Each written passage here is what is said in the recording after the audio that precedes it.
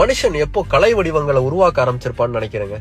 17,000 ஆண்டுகளுக்கு முன்னாடியே மனிதனுக்கு ஓவியம் வரைய தெரிஞ்சிருந்தது. அதற்கான சாட்சியா குகை ஓவியங்கள் பிரான்ஸ்ல இருக்கு. ஆனா அந்த குகை ஓவியங்கள் கண்டுபிடிக்கப்பட்டதுக்கு பின்னாடி ஒரு சுவாரஸ்யமான வரலாறு இருக்கு.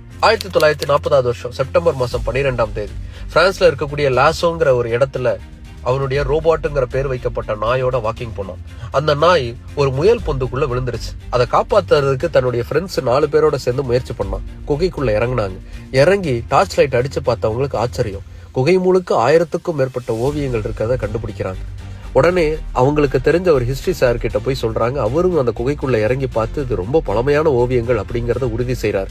அதிகாரிகளுக்கு தகவல் தெரிவிக்கப்படுது. அவங்க ஆராய்ச்சி செய்யறாங்க. இது 17,000 ஆண்டுகளுக்கு முன்னாடி அந்த குகைக்குள்ள வாழ்ந்த மனிதர்கள் வரைந்த ஓவியங்கள் அப்படிங்கறத உறுதி செய்யறாங்க.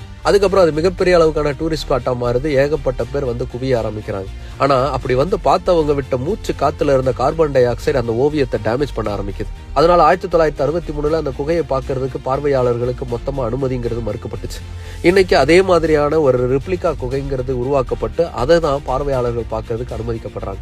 1500க்கும் மேற்பட்ட ஓவியங்கள் இருக்கக்கூடிய அந்த குகை இன்னைக்கு வேர்ல்ட் ஹெரிடேஜ் சென்டரால பாதுகாக்கப்பட்ட ஒரு பகுதியா இருக்கு. 17,000 ஆண்டுகளுக்கு முன்னாடியே மனிதர்களுக்கு வரைய தெரியும் அப்படிங்கிறதுக்கு இன்னைக்கும் சாட்சியா இருக்கக்கூடிய அந்த பிரான்ஸ் உடைய குகை ஓவியங்கள் ஆக்சிடென்டா கண்டுபிடிக்கப்பட்ட தினம் இன்று.